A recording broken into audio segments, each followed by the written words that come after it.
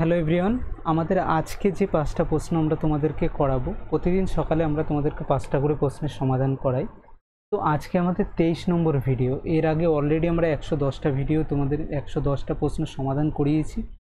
প্রত্যেক দিন তোমরা 10 থেকে 15 মিনিটের এই প্রশ্নগুলো যদি দেখে থাকো, তোমাদের প্র্যাকটিসও হয়ে যাবে, তোমরা ইজিলি যে কোনো এক্সাম ক্র্যাক করতে পারবে।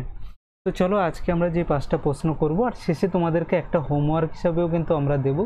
সেই 5টা প্রশ্ন কি রয়েছে, সেই 5টা প্রশ্ন প্রথমে আমরা দেখে নিই যে কি কি প্রশ্ন আমরা করব। ফার্স্ট কোয়েশ্চেন যেটা রয়েছে, এটা একটা আমাদের হাইট অ্যান্ড ডিস্টেন্সের প্রশ্ন রয়েছে। দ্বিতীয়টা একটা ভোটারের অঙ্ক, পার্সেন্টেজের অঙ্ক। তৃতীয়টা একটা বৃত্তের অঙ্ক দেওয়া রয়েছে। চতুর্থটা একটা দেওয়া রয়েছে কি আমাদের এটা বলতে পারো কি, এটা শতকরার অঙ্ক বলতে পারো, লাভ ক্ষতির অঙ্ক বলতে পারো, যা কিছু অঙ্ক বলতে পারো, ঠিক আছে, বা চক্রবৃদ্ধি সুদ টাইপেরই অঙ্ক এটা। আর এরপর আমাদের যেটা দেওয়া রয়েছে, একটা আমাদের এইটাও একটা বৃত্তের অঙ্ক দেওয়া রয়েছে, আর তারপরে একটা রয়েছে আমাদের হোমওয়ার্ক। তো এই প্রশ্নগুলো আমরা কয়েক সেকেন্ডে কিভাবে সমাধান করতে পারি তার ট্রিক্স কিন্তু আজকে আমরা দেখে নেব। তো চলো তাহলে আজকে আমরা আমাদের প্রথম প্রশ্নের দিকে এগিয়ে যাই।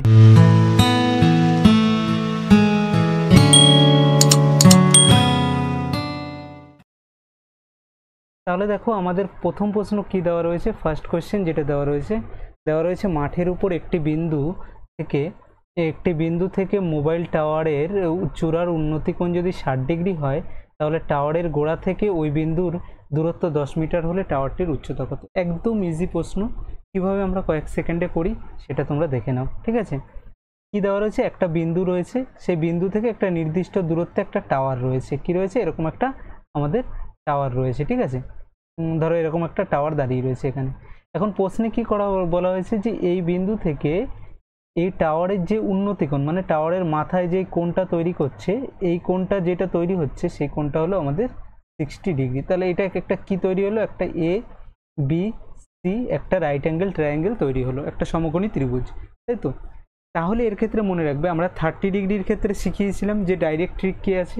60 ডিগ্রির ক্ষেত্রে মনে রাখবে, যদি এবিসি একটা ত্রিভুজ হয় আর এটা যদি একটা কোণটা 60 ডিগ্রি হয়, তাহলে আমাদের এই পাশে এ সি যেটা রয়েছে এটা সবসময় কি হবে, √3 হবে, আর বিসি আমাদের 1 হবে, আর এ বি যেটা রয়েছে এটা আমাদের 2 হবে। এটা ভ্যালু মনে রেখে দেবে, ঠিক আছে। এ বি এ সিটা কি রয়েছে, এই সামনে যেটা রয়েছে কোণের সেটা হলো √3, কোণের সঙ্গে যেটা রয়েছে সেটা হলো 1, আর এই অতিভুজ যেটা রয়েছে সেটা সবসময় 2 হবে, ঠিক আছে। এত ডিস্টেন্স হবে, এটা মিটারে ধরো এত ইউনিট, এটা √3 ইউনিট, এটা 1 ইউনিট, এটা 2 ইউনিট। এইবার আমরা কি করব, এবার আমরা প্রশ্নের দিকে দেখব। প্রশ্নে কি বলা হয়েছে যে এই বি থেকে, এই বিন্দু থেকে টাওয়ারের দূরত্বটা কত বলা হয়েছে, টাওয়ারের দূরত্বটা হলো আমাদের 10, কিন্তু আমাদের অনুযায়ী দূরত্বটা কত, 1। তাহলে 1-এর ভ্যালু কত দেওয়া রয়েছে, আমাদের 1-এর ভ্যালু 10 দেওয়া রয়েছে। এখন বের কি করতে বলা হয়েছে, টাওয়ারটার উচ্চতা কত, টাওয়ারটা কোনটা, এই এসি, এই উচ্চতাটা। আমাদের অনুযায়ী টাওয়ারটার উচ্চতা কত, √3। কিন্তু কি প্রশ্নে দেওয়া আছে, আমাদের অনুযায়ী 1-এর ভ্যালু দেওয়া আছে 10, তাহলে √3-র ভ্যালুটা কত সেটা বের করলে হয়ে যাবে। 1-এর ভ্যালু 10 হলে √3-র ভ্যালু কি হয়ে যাবে, √3 গুণ 10, অর্থাৎ আমাদের 10√3। এটা অ্যান্সার চলে এলো। কোনটা অ্যান্সার চলে এলো, 10√3 যেটা রয়েছে সেটা অ্যান্সার চলে এলো। দেখো তো আছে কোনটা, বি নম্বর অ্যান্সার হয়ে গেল। প্রশ্ন কিচ্ছু সমাধান করতে হলো, দেখো তো কোনো সমাধান করতে আমাদের হলো না, শুধু এই ভ্যালুটা মনে রাখবে। এই সামনেটা কি হয়, √3, এইটা আমাদের সঙ্গে 60 ডিগ্রি যখন কোণ থাকে, এটা 1, এটা 2। এর থেকে সহজ ট্রিক আর হতে পারে না প্রশ্ন, ঠিক আছে। চলো নেক্সট কোয়েশ্চেন। নেক্সট প্রশ্ন আমাদের যেটা দেওয়া রয়েছে সেটা আমরা কি দেখছি দেওয়া রয়েছে একটি নির্বাচনে কেন্দ্রে ভোটারদের 80% ভোট দিয়েছে। কি হয়েছে, টোটাল ভোটারের 80% ভোট দিয়েছে। বিজয়ী প্রার্থী কি করেছে, যে প্রদত্ত ভোটের মানে যতজন ভোট দিয়েছে সেই ভোটের 65% ভোট পেয়ে নির্বাচিত হয়েছেন। তাহলে বলা হয়েছে যে জিতেছেন তিনি মোট ভোটের শতকরা কত পার্সেন্ট ভোট পেয়েছেন। যখনই এই ধরনের প্রশ্ন দেবে আমরা কি করব, 100 ধরে কাজ করব, তাহলে দেখবে 10-15 সেকেন্ডের মধ্যে প্রশ্নের অ্যান্সার চলে আসবে। আমরা ধরে নিলাম কি, টোটাল ভোট বের করতে কত আমরা জানি না, আমি ধরে নিলাম টোটাল ভোট ছিল 100টা। তাহলে ভোট দিয়েছে কতজন, তুমি বলবে 80%, মানে 100 জনে ভোট দিয়েছে কত, 80 জন ভোট দিয়েছে, তাই তো। টোটাল যদি আমাদের 100টা ভোট হয়, তার মধ্যে 80% ভোট দিয়েছে, মানে 80 জন ভোট দিয়েছে। এখন বলা হচ্ছে এই যে ভোট দিয়েছে তাদের মধ্যে, এই 80 জনের মধ্যে 65%, মানে 100 জনের 65% বলেনি, কিন্তু বলা হচ্ছে এই 80-র হলো 65% লোক কি হয়েছে, ভোটটা হলো যে নির্বাচিত হয়েছে সে পেয়েছে। তাহলে সে কতটা পেয়েছে, এই 80 এর 65%, মানে কত, 65/100, তাই তো। তাহলে একটা শূন্য কেটে যায়, যদি কেটে যায় তাহলে আমাদের কত আসে দেখো তো, এটা 8 দিয়ে কাটলে 4, এটা সরি 2 দিয়ে কাটলে 4, এটা 5 আছে, 5 দিয়ে কাটলে এটা 13। তার মানে এটা এসে দাঁড়ালো কত, এটা 4 13 52। তার মানে আমি বলতে পারি কি টোটাল ভোট যদি 100টা হয় তাহলে ওই ব্যক্তি কতটা ভোট পেয়েছে, 52টা। আর 100টার মধ্যে যতগুলো ভোট পায় সেটাই পার্সেন্টেজ, তাহলে টোটাল ভোটের শতকরা কত পার্সেন্ট সে পেয়েছে, আমরা বলবো 52% ভোট সে পেয়েছে। তাহলে অ্যান্সার কোনটা হয়ে গেল, অ্যান্সার আমাদের হয়ে গেল দেখো সি নম্বর যেটা রয়েছে, সি হয়ে গেল। দেখো প্রশ্ন করতে কি কোনো টাইম লাগছে, এইরকমভাবে আমরা ইজিলি যারা আমাদের আগের অঙ্কগুলো দেখেছো প্র্যাকটিস করেছো তারা তো এইসব প্রশ্ন নিমিষে করে দিতে পারবে, তাই তো। তাহলে কি টোটাল ভোট কত, 100, 100 এর সাপেক্ষে সে 52টা পেয়েছে, আর 100 এর সাপেক্ষে যেটা সেটাই তো পার্সেন্টেজ, তার মানে 52% সে ভোটটা পেয়েছে। ঠিক আছে, চলো নেক্সট কোয়েশ্চেন চলে যাই। কি দেওয়া রয়েছে, একটি বৃত্তের ব্যাসার্ধের দৈর্ঘ্য 13 সেন্টিমিটার। এখন প্রশ্ন করা হয়েছে যে ওই বৃত্তের জ্যায়ের দৈর্ঘ্য যদি 10 সেন্টিমিটার হয়, বৃত্তের কেন্দ্র থেকে জ্যায়ের দূরত্ব কত। এটা একটা ভালো প্রশ্ন, এটা একটা ভালো প্রশ্ন, এই ধরনের প্রশ্ন কিন্তু এক্সামে আসে। তাহলে কি করে করবে, এটা দেওয়া রয়েছে একটা বৃত্ত রয়েছে, সেই বৃত্তের ধরো এটা কেন্দ্র রয়েছে, ঠিক আছে, আমি ছবিটা আগে এঁকে রেখেছিলাম যাতে লেট না হয়। তাহলে এর একটা কি রয়েছে, এ বি, ধরো এ একটা হলো ব্যাস, তার ব্যাসার্ধটা কি, এটা যদি ও হয় আমি বলবো ও বি, এটা হলো একটা ব্যাসার্ধ, তাই তো, বা এ ও হলো ব্যাসার্ধ, এই একটা হলো আর, এইগুলো হলো আর ব্যাসার্ধ।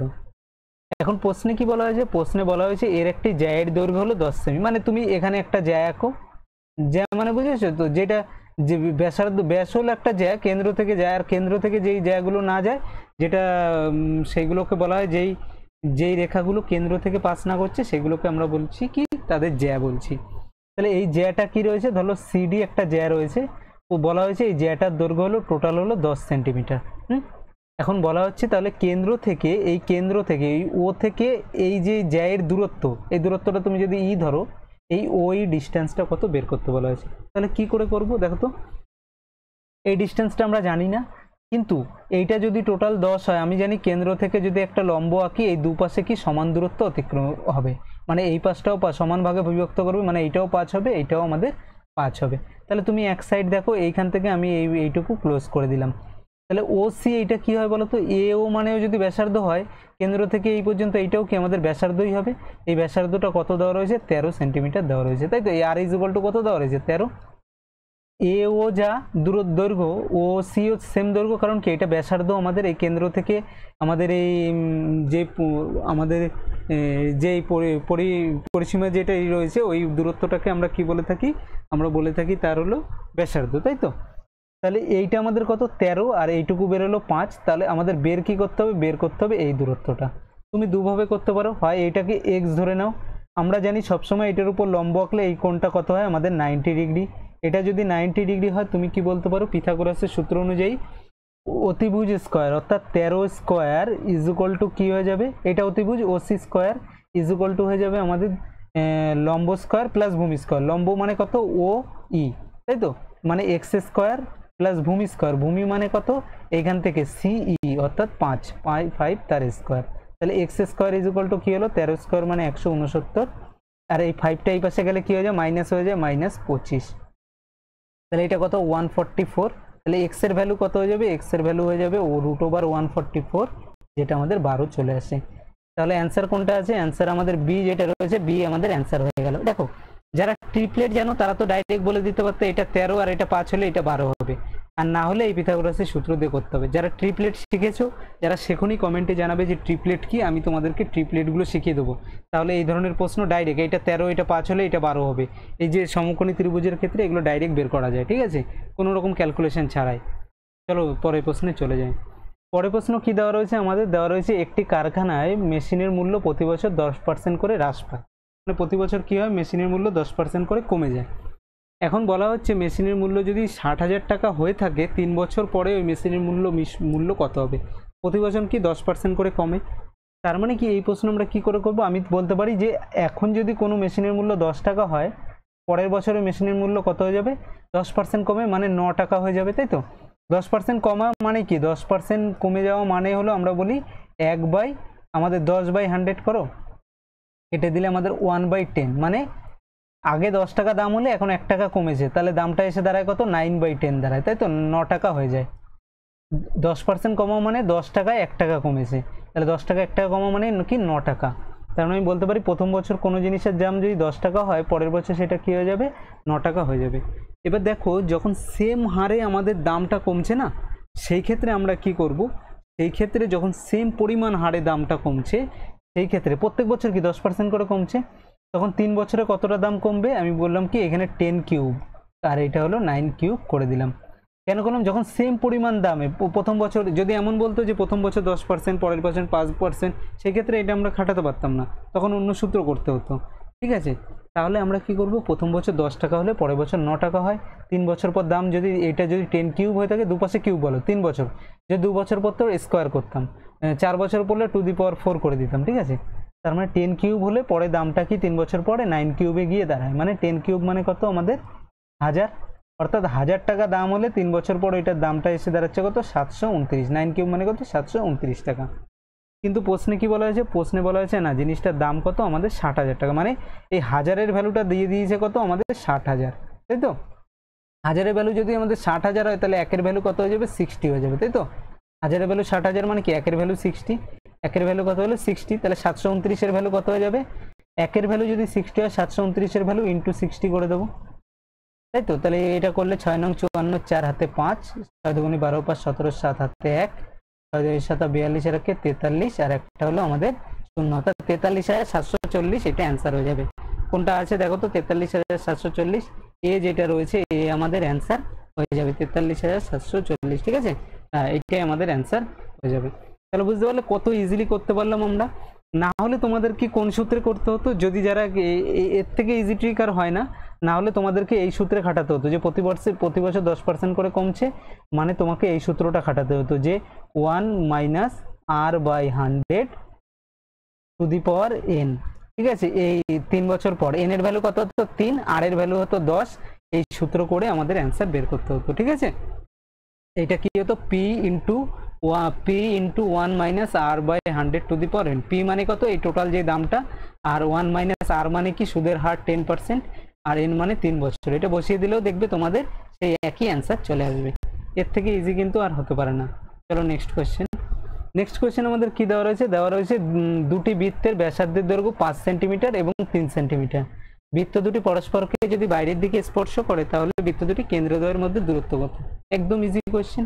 কি দেওয়া রয়েছে, এই একটা আমাদের বৃত্ত দেওয়া রয়েছে এরকম, আর একটা বৃত্ত রয়েছে, সেই বৃত্তটা কিরকম, এরকম 3 সেন্টিমিটার। এই দুটো কি করলো, পরস্পরকে এরকম জায়গায় টাচ করেছে। ঠিক আছে, এখন প্রশ্নে কি বলা হয়েছে, প্রশ্নে বলা হয়েছে এরা যে টাচ করেছে, ধরলাম এর আমি সেন্টার ধরলাম এটা কেন্দ্র, আর এর ধরলাম কেন্দ্র এইটা।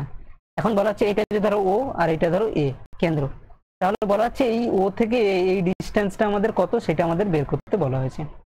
কি দেওয়া আছে, বৃত্তের ব্যাসার্ধ 5 সেন্টিমিটার। এই বড় বৃত্তটার ব্যাসার্ধ মানে কত, এটা যদি আমাদের পি বিন্দু হয়, তুমি বলবে ও পি, মানে এইটুকুই হলো কি ব্যাসার্ধ, তাই তো। কেন্দ্র থেকে এই দূরত্বটাই আমাদের ব্যাসার্ধ বলে থাকি আমরা। তার মানে এই ওপি এটা কত দেওয়া আছে, 5 সেন্টিমিটার।